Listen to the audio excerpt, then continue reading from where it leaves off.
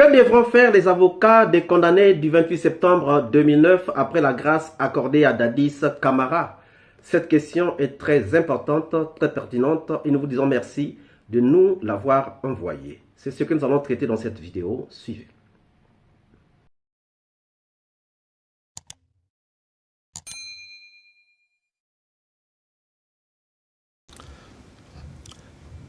Décret D 2025 045 PRG CNRD SGG accordant la grâce présidentielle à un condamné. Le président de la République, vu la charte de la transition, vu le code de procédure pénale, notamment en ses articles 1189, 1192 et suivants, vu la loi organique L 2013-055 CNT du 1er mai 2013 portant organisation et fonctionnement du Conseil supérieur de la magistrature, vu la loi L 2018-025 AN du 3 juillet 2018 portant organisation générale de l'administration publique, vu l'ordonnance O 2021-001 PRG CNRD SGG du 16 septembre 2021 portant prorogation des lois nationales, des conventions, traités et accords internationaux en vigueur à la date du 5 septembre 2021. Vu le décret D 2021-167 PRG SGG du 28 mai 2021 portant attribution et organisation du ministère de la Justice et des Droits de l'Homme. Vu le décret D 2024-044 PRG CNRD du 27 février 2024 portant nomination d'un Premier ministre chef du gouvernement.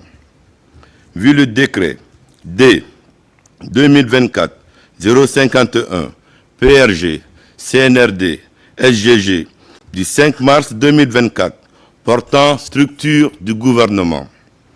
Vu le décret D 2022-054 PRG CNRD SGG du 13 mars 2024 portant nomination des membres du gouvernement. Vu le communiqué numéro 01 du Comité national du Rassemblement pour le développement du 5 septembre 2021 portant prise effective du pouvoir par les forces de défense et de sécurité. Vu le jugement numéro 019 du 31 juillet 2024, sur proposition du garde des Sceaux, décrète, article 1er, une grâce présidentielle est accordée à M. Moussa Dadis Camara pour raison de santé. Article 2. Le garde des Sceaux, ministre de la Justice et des Droits de l'Homme, est chargé de l'application du présent décret. Article 3.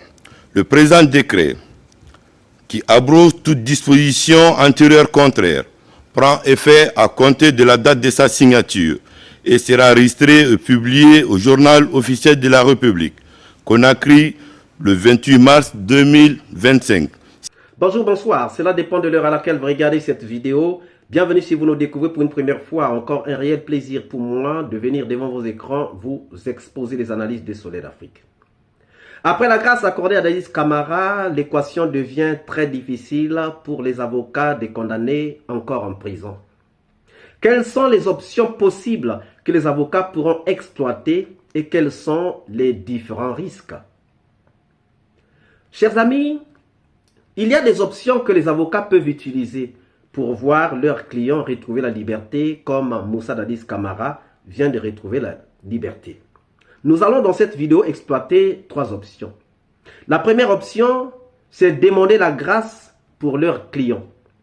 Oui, demander la grâce pour leurs clients.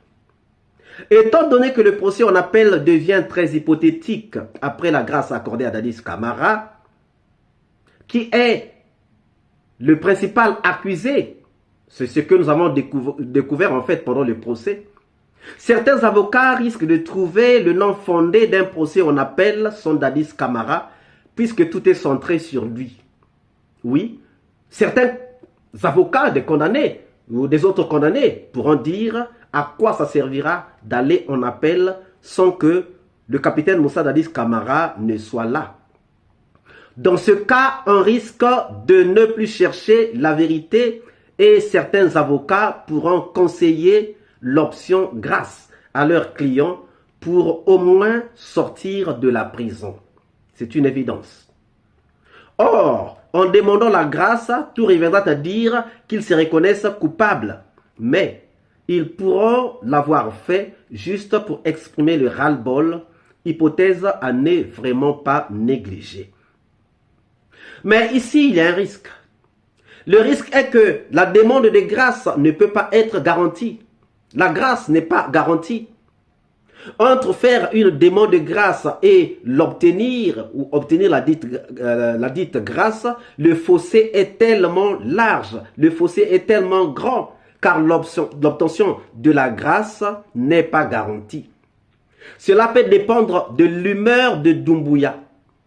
Qu'est-ce que cela fera de demander la grâce, reconnaître sa responsabilité vraie ou fausse et que la grâce ne vous soit pas accordée? Parce que ce n'est pas parce que je demande la grâce que la grâce me sera accordée. Demander la grâce, c'est demander le pardon. Ça veut dire que je reconnais que je suis coupable. Ça peut être utilisé de façon voilée parce qu'on veut seulement sortir de la prison. Mais le risque est que la grâce n'est pas garantie. Il n'y a pas de garantie qu'en demandant la grâce, vous allez recevoir cette grâce. Il y a des gens qui vont demander la grâce, donc reconnaître leur responsabilité et qui ne vont pas obtenir la grâce. Et s'ils l'auraient demandé par défaut, juste pour sortir, au moins tout le monde aura reconnu que celui-là a demandé pardon, il est coupable. Un grand risque. Les gens risqueront de porter un masque qu'ils ne méritent pas, mais qu'ils se sont imposés eux-mêmes en reconnaissant les faits, en se désistant donc de son appel. Alors, la deuxième possibilité, la deuxième option que nous trouvons, c'est le boycott du procès. Oui, les avocats peuvent boycotter le procès des massacres du 28 septembre 2009. Les avocats des condamnés pourront dire on ne va plus vers la vérité à cause de l'absence de Dadis Camara, donc pas la peine de faire un appel, pas la peine d'aller au procès en appel et ils peuvent bien boycotter le procès en appel. Puisque déjà, il y a des avocats qui sont en train de dire que ça ne sert plus à rien, le procès est fini, c'en est terminé. Pourquoi? Parce qu'ils se disent que sans Dadis Camara, on ne pourra vraiment pas aboutir à la vérité.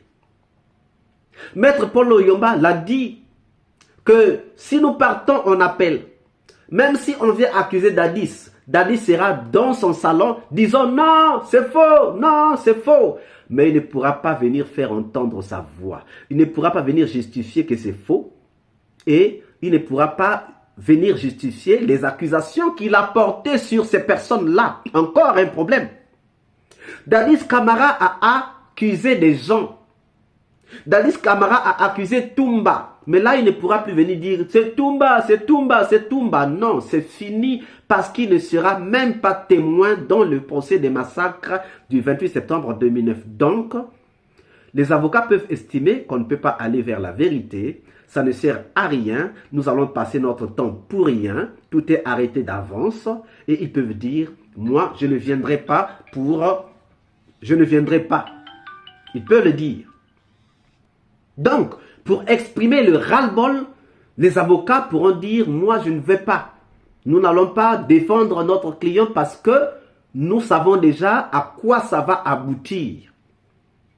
Puisque Toumba, par exemple, qui accuse Dadis, Dadis ne sera pas là. Marcel qui accuse Dadis, Dadis ne sera pas là. Dadis qui accuse Toumba, Dadis ne sera pas là. Dadis qui accuse Marcel, Dadis ne sera pas là.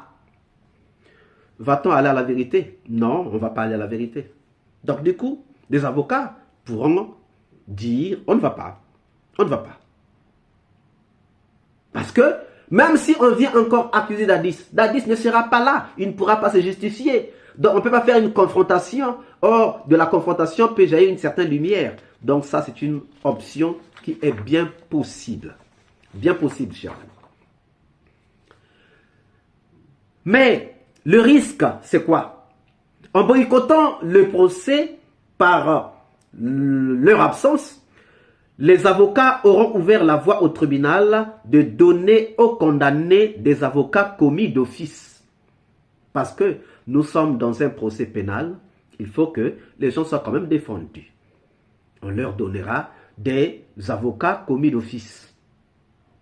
Eh oui. Donc le procès se tiendra. Sauf si les accusés disent que non, bon, nous ne voulons pas, moi je ne veux pas cet avocat, je ne sais pas comment ça va se passer. Mais en réalité, ça va mettre en mal le procès. La troisième option, aller quand même à l'appel malgré l'absence de Dadis Camara. Espérons que le droit sera dit pour laver l'honneur, obtenir des peines ou des amendes moins sévères. Parce que ici, le problème c'est quoi? D'abord, est-ce que les amendes sont réelles? Est-ce qu'elles ne sont pas plus sévères? Le problème c'est quoi? Est-ce que la peine n'est pas plus sévère? Le problème c'est quoi? Est-ce que j'ai été jugé justement ou encore injustement? Donc certaines personnes pourront dire, allons quand même au procès en appel, malgré l'absence de Dadis Camara, tout en espérant que la cour d'appel dira le droit, lira le droit pour laver l'honneur de leurs clients et obtenir des peines ou des amendes moins légères ou moins sévères ou encore obtenir l'acquittement. C'est aussi une option à ne pas négliger. Mais le risque, c'est que le sabotage du procès qui laissera des questions sans réponse, par exemple, lorsqu'on accusera Dadis, comme on l'a dit, le risque d'aller en appel, c'est que on accepte, on assume l'appel. Mais lorsqu'on assume l'appel, on devra aussi assumer la décision. Même si il y a encore une cour plus haute qui pourra recevoir les appels venus donc de la décision de deuxième instance. Alors, chers amis, voilà les trois options que nous avons pensé que les avocats pourront exploiter pour leurs clients dans le cadre de ce procès en appel des massacres du 28 septembre 2009. Trouvez-vous une autre option? Avez-vous une autre option? Ne manquez pas de les mentionner. Parmi celles mentionnées, quelle est celle qui vous paraît la meilleure pour vous? Nous attendons aussi vos réponses dans les commentaires. Si cette vidéo vous a plu, ne manquez pas de laisser pouce bleu, de commenter, de partager. Et si vous n'êtes pas encore abonné, c'est le moment de vous abonner et surtout de ne pas manquer d'activer la cloche de notification afin d'être averti à temps réel de toutes nos prochaines publications. Quant à moi, je vous dis à très bientôt pour une nouvelle capsule et je vous dis ciao.